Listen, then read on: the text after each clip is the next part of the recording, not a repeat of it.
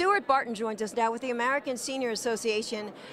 And you hear the word seniors, and boy, this year they're going to carry a lot of weight at the polls. They certainly are. I can tell you that we have over 200,000 members across the country, and we are the conservative alternative to the AARP, and it's amazing how upset these seniors are on health care issues as well as gun control issues in that. Our number one question at the American Senior Association is where we stand on the Second Amendment.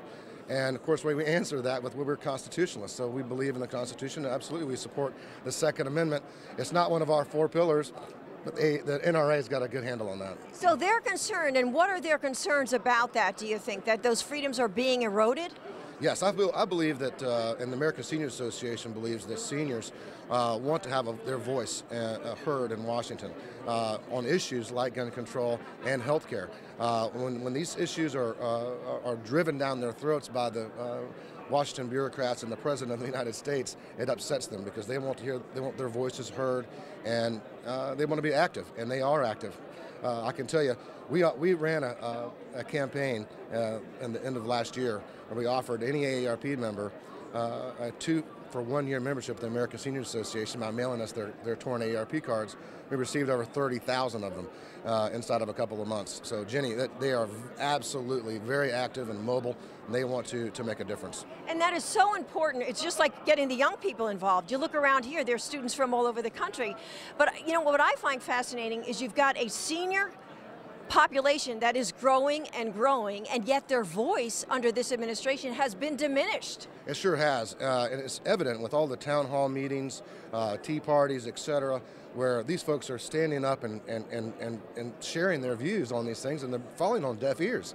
And so it's no wonder that events like what happened in Massachusetts when Scott Brown took Ted Kennedy's seat, those sorts of things are going to continue to happen because seniors are upset, and they're growing very rapidly, becoming the largest segment of our population. They really are. And when you look at seniors that you've been dealing with, do you see people changing their minds on their politics? You know, they may have been a staunch Democrat for years, but they realize that under this administration, their freedoms, it may be a democracy, but it ain't headed in that direction. No, I think that they feel like it's becoming a socialist environment.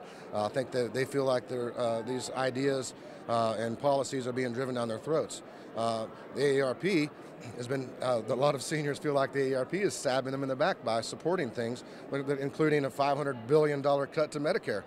So seniors are upset, and you see a lot of people saw on YouTube where there was an AARP meeting, and there was a woman was running the meeting, and people were standing up asking her questions, and she unplugged the mic and left the meeting. Well, the people stayed and they talked, and that's democracy at its best. And so that's happening all over the country, and that's why the American Senior Association supports them. Come to americanseniors.org and learn more about us. You yourself, you look at what's going on at the White House, up on Congress. You see Democrats dropping out. You see what the White House wants to do when it comes to working with the UN, negotiating with them to diminish our Second Amendment freedoms. Have you ever been more concerned about your individual rights than you are right now? Absolutely not. Not. It is absolutely growing right now to a point of explosion, and people are certainly afraid of their civil liberties.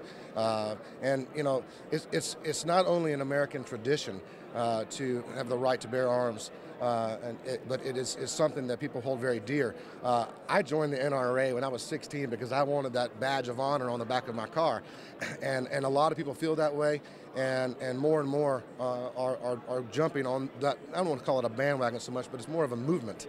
It really is a movement, and in many ways it's a grassroots movement that's renewed itself. But you know, what's it been like being a conservative and watching what's been going on in Washington? Well, I tell you what, for our organization, American Seniors, we've been absolutely inundated, Ginny, as the AARP pulls their mask off and shows their incredible left liberal agenda.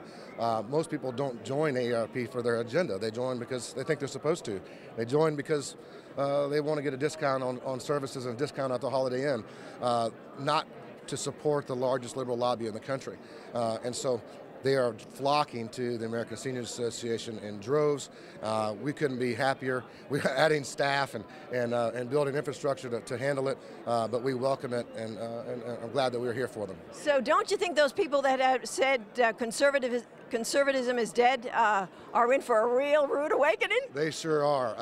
I think that, and the American Seniors Association thinks that here in 2010, there's going to be a huge change on the Hill. And when they say change, they mean change for the better, right? Change for the better, absolutely. I think that they've been fooled long enough, and sometimes it takes getting people upset to mobilize them, but that's what's happened here recently, and I think it's going to be evident at the polls.